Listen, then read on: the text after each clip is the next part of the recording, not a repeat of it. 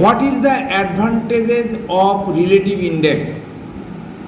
Number one, বর্ণানুক্রমিক সাজানো এবং এই জন্য ব্যবহার করা সহজ। নাম্বার টু, প্রত্যেকটি পদের সঙ্গে প্রাসঙ্গিক অন্যান্য বিষয়ের সম্পর্ক দেখানো আছে এবং পাশে পাশে চিহ্ন বা নোটেশন দেওয়া আছে। এই জন্য একটি বিষয়ের স্থান প্রসঙ্গ অনুসারে অর্থাৎ কনটেক্সট অনুসারে কোথায় হবে তা বুঝে নেবার সুবিধা হয়। নাম্বার থ্রি, এই জন্য পুস্তক বর্গীকরণের সময় বিভিন্ন গ্রন্থাগারী একটি বিষয়ের একই প্রসঙ্গকে বিভিন্ন স্থানে বর্গীকরণ করেন না।